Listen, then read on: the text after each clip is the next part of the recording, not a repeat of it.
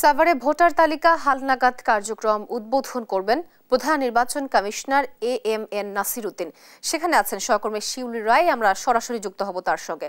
শিউলি, কার্যক্রম কি শুরু হয়েছে এবং হালনাগাদ কর্মসূচি নিয়ে কি তথ্য আছে আপনার কাছে, বিস্তারিত জানাবেন।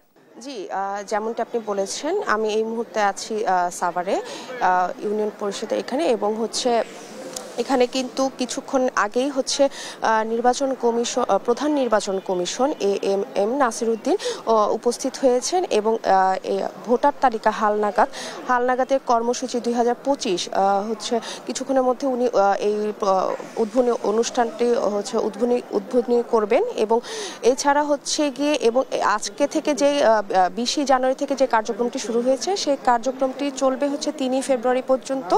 এবং বায়োমেট্রিক নিবন্ধন পদ্ধতি, যেটি 5 ফেব্রুয়ারি থেকে 11 এপ্রিল পর্যন্ত কিন্তু কার্যক্রমটি হবে বায়োমেট্রিক পদ্ধতিতে।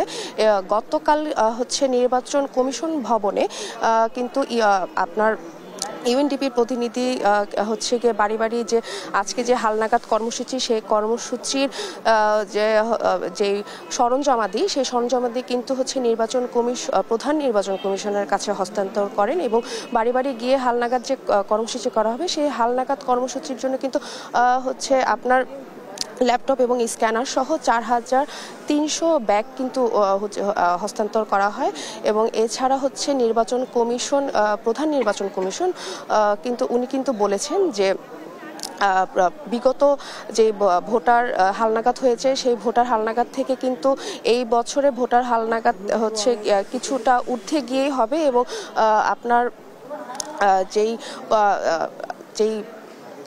ভোটার হালনাগাদে যে ভুল ত্রুটিগুলি ছিল, সেই ভুল ত্রুটি এবং যে যা ছিল সেই জিনিসগুলি থেকে গিয়ে একটু আলাদা হতে পারে।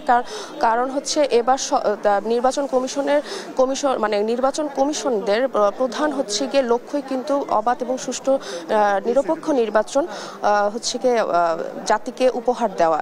তো সেই উদ্দেশ্যকে আসলে কেন্দ্র করে আজকে কিন্তু এই ভোটার হালনাগাদ কর্মসূচি 2025 কিছুক্ষণের মধ্যেই উদ্বোধন হবে।